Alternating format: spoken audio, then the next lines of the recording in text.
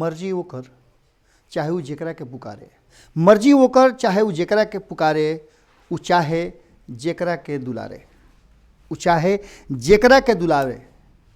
केहू नहीं के जानत वक्त कब साथ दी कब बिगाड़ी, बाकी एक बात मान ली ओकर जब मर्जी तब बनाई आ बिगाड़ी। गोड़ लागत नहीं हेरा से अभिनंदन बोलो के अपना कार्यक्रम जना का नाम हो खूटा ठोक के। लगातार अब बिहार में मंत्रिमंडल विस्तार के लेकर के कई गो बात रुआ सुन ले हो खम, यहाँ तक ले कि तिथि के भी घोषणा हो गई रहा कि मंत्रिमंडल विस्तार हुई, और अगर सब कुछ ठीक ठाक रही तो आज मंत्रिमंडल के विस्तार हो गई रही, नया नया मंत्री रुआ मिल गए रहते, कहीं कितना लोग के कितना विभाग मिल गए रही, लेकिन शायद सब कुछ ठीक और तय ना भइल। भारतीय जनता पार्टी कभी कभी कुछ जल्दीबाजी कर देवेले। जैसे रुआ याद हुई कि नीतीश कुमार जी से मुलाकात के बाद संजय जायसवाल और उप मुख्यमंत्री तारकिशोर प्रसाद जब निकल के बाहर अइले तो ओघरी कुछ बात मीडिया के सामने भी रहे, मीडिया लगातार इंतजार करते रहे, और नीतीश कुमार जी के जो लगातार बातचीत होते रहे ओकरा आधार पर बात तय नजर आवत रहे कि कहीं ना कहीं नीतीश कुमार जी कुछ असहजता फील करते रहे, कुछ समस्या में बाड़े, और यह बात के लेकर के कहीं ना कहीं नीतीश कुमार जी के जो शब्द निकल रहे, जो मीडिया में वो बात कहत रहन, वो बात के लेकर के बिहार के राजनीति और बिहार पर बहुत सारा चीज़ समझ से परे होते जाते रहे। इस समझ में आवत रहे कि कुछ ना कुछ तो ऐसा बात जौना के पर्देदारी बा, और ये पर्देदारी में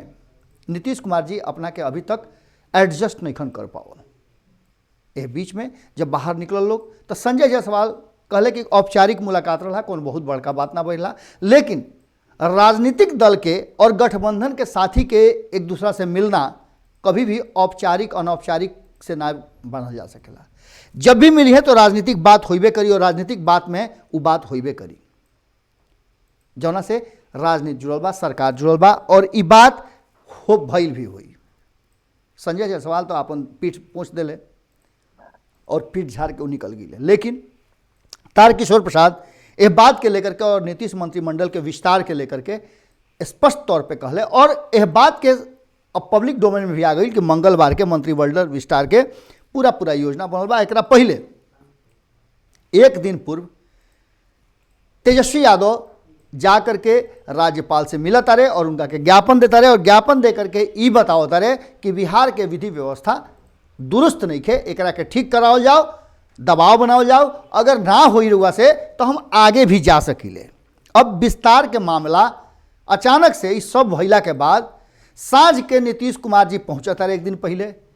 अपना जदयू कार्यालय में, और बैठक होता, और बैठक के बाद निकल के बाहर आवता रहे तो बड़ा मुस्कुरान जो उनकर चिर परिचित मुस्कान बा, वो मुस्कान के लेकर के कुछ बात कहता रहे, और बात एक बार फिर से सामने से तो कुछ और नजर आता कि सब कुछ ठीक ठाक बात नीतीश कुमार जी जल्दी कर ली हैं, लेकिन तिथि घोषित कैला के बाद फिर से आगे बढ़ावे के निश्चित रूप से कोई ना कोई अर्थ और मतलब तो जरूर हुई। एकरा में जो हमनी लगे कुछ बात छन के आइल बा, और भीतर खाना से जो बात आ रहा बा वो बात बड़ा महत्वपूर्ण बा, और खास करके एकरा में नीतीश कुमार जी आपन खूंटा कोनो स्थिति में कवरे दिहल नहीं कर चाहत। कुछ ऐसा नाम बा जो नाम के लेकर के नीतीश कुमार जी के ई बात के एहसास भइल कि उनकर जौन जौन रणनीति बा, जौना रास्ता में वो चलत रहे, वो रास्ता में कहीं ना कहीं बिलाई लेखा भारतीय जनता पार्टी काट देती है, और एजा से नीतीश कुमार जी के मन मिजाज तनी हेट हो जाता है। अब इस सब बात के लेकर के कुछ नाम भी वालों के सामने आई हुई, जहां तहां से सुन ले हो कब सब है, लेकिन स्पष्ट तौर पे जौन 6-7 गो नाम बा बड़ी महत्वपूर्ण रहा, और एकर काट कैसे पैदा हुई और कैसे सब कुछ हुई इहो बात में रहा। संगे संगे एक बात और रहा कि जौन जदयू के लगे अभी वर्तमान मंत्रालय बा, उस मंत्रालय पर भारतीय जनता पार्टी के नजर रहा। एकरा में एक कारण भी हो सकेला कि जैसे मंत्रिमंडल में नीतीश कुमार जी के संख्या कम रही और भारतीय जनता पार्टी के ज़्यादा रही, यह बात पर कहीं ना कहीं आकर के मामला सलट गई बा। लेकिन नीतीश कुमार जी के कहना रहे कि जो 15 साल से चल आ रहा बा ओकरा से वो अलग ना हटी हैं, वो एगो बनावस चाहे 25 गो मंत्री बनावस, उसे कोनो मतलब नहीं है। संख्या जो निर्धारित बा ओकरा अंदर में भाजपा चाहे जेकरा के मंत्री बना देवे, लेकिन संगे संगे वो अपन विभाग एको छोड़े के तैयार नहीं खन। अपना विभाग में से जेकरा के देवे के बा ओकरा के दे देस, अब रुआ मामला समझे कि नहीं, एगो तो सबसे बड़ बात ही रहे। और दोसर का बात कि नीतीश कुमार जी के जो लौकुश समीकरण रहल हा ओकरा पर कहीं ना कहीं अब भारतीय जनता पार्टी के नजर पड़ गई बा। मंत्रिमंडल में कुछ नाम और कुछ नाम के पेच रुआ सुनब तो रुआ खुद एहसास हो जाई कि कहीं ना कहीं मामला कहाँ जाके अटकता। खास करके जब शाहनवाज हुसैन के नाम सामने आई कि उनका के एक तरफ जहाँ एमएलसी बनावल गई वो या दूसरा तरफ उनका के मंत्रिमंडल में भी शामिल कल जाई और महत्वपूर्ण मंत्रालय दिहल जाई। जौन हमनी के सूत्र बाड़े उ तो यहाँ तक ले बता रहा बाड़े कि आवे वाला समय में उनका के हो सकेला तो उप मुख्यमंत्री के पद भी दिया जा सकेला। हालांकि वो सुशील मोदी के सीट पर भी आ रहा बाड़े एमएलसी के और सुशील मोदी वाला काम भी करे आ रहा बाड़े, यानी कि सुशील मोदी के लगे जौन विभाग रहे तो उनका मिलबे करी। एकरा में सबसे बड़ा पेच एगो हल्का सा झटका दे दिले रहे भारतीय जनता पार्टी की गृह विभाग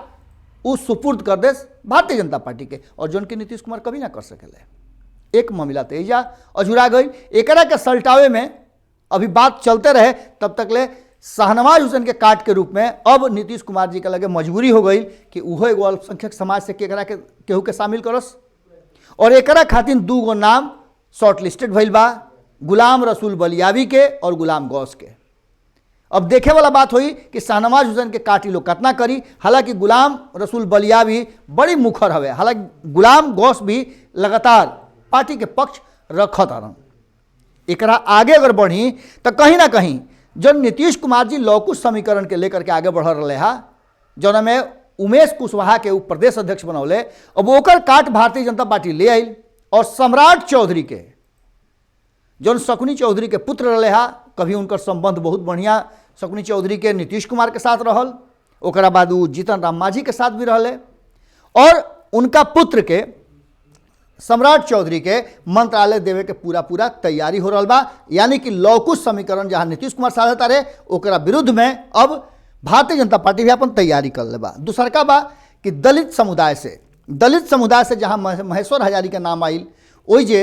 अब संजय पासवान के नाम आगे करके भारतीय जनता पार्टी एहिजो, चूँकि संजय पासवान जबरदस्त और मुखर नेता हवे,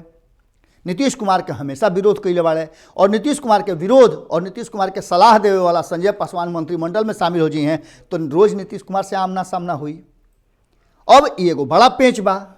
एकरा अलावे अब आगे बढ़ी तो आगे बढ़ता नहीं तो एक चीज़ और बा कि जब सवर्ण के बात चलता तो सवर्ण के तरफ से भी अब साधे के तैयारी चल रहा बा। जौन एगो सीट रुआ पता हुई कि निर्दलीय जीत करके आ रहा है सुमित सिंह जीत के आ रहा है, और सुमित सिंह के नरेंद्र सिंह के जो पुत्र बाड़े उनका के मंत्रिमंडल में शामिल करे खातिर नीतीश कुमार जैसे ही सोच रहे वैसे ही एने से नितिन नवीन के तैयारी हो रहा बा। इस सब बात के लेकर के और पूरा मामला के लेकर के कहीं ना कहीं नीतीश कुमार उधेड़ बुन के स्थिति में रहे और अपना छत्रप लोग जिनका के तय कल गई बा कि के भारतीय जनता पार्टी से बात करी, के अलग लोग से बात करी, के और लोग से बात करी और कौना कौना विषय पर के बात करी, वो सब लोग से मंत्रणा करके अचानक से नीतीश कुमार घोषणा कर दिले कि मंत्रालय तो आगे विस्तारित होई, लेकिन कब होई, कहिया होई, 2 दिन में होई, 4 दिन में होई या कब होई। नीतीश कुमार जी अपना स्तर से मुस्कुरा के और अपना वो जो चिर परिचित अंदाज बा ओकरा में साफ कर दिले कि हो सकेला कि मंत्रालय विस्तार से पहले नीतीश कुमार जी हाथों झटक दी हैं। उन्हें रुआ देखला ही बानी कि दूसरा तरफ से आरजेडी भी पूरा तैयारी में बा। कांग्रेस लगातार नीतीश कुमार जी के निपोरिया और चिरौरी कर रहा बा कि काहे उन्हें परेशान बानी, आ जाई। दूसरा तरफ श्याम रजक के भी रुआ बयान सुन नहीं हो कब, एकरा अलावे रुआ तेजस्वी यादव के बयान सुन नहीं हो कब। ये कुल लोग मिल करके कहीं ना कहीं अब नीतीश कुमार जी के ओह जाल से निकाल करके और बहरी करे वाला व्यवस्था में लागल बाड़े। नीतीश कुमार जी यह मंत्रिमंडल विस्तार पर विराम लगा के तत्काल कुछ ना कुछ संदेश तो बड़ा दे दिले बड़े भारतीय जनता पार्टी के, कारण कि भारतीय जनता पार्टी के अब तक यह विषय पर कोई भी खुलासा, कोई भी बयान या कोई भी प्रतिक्रिया नहीं आई।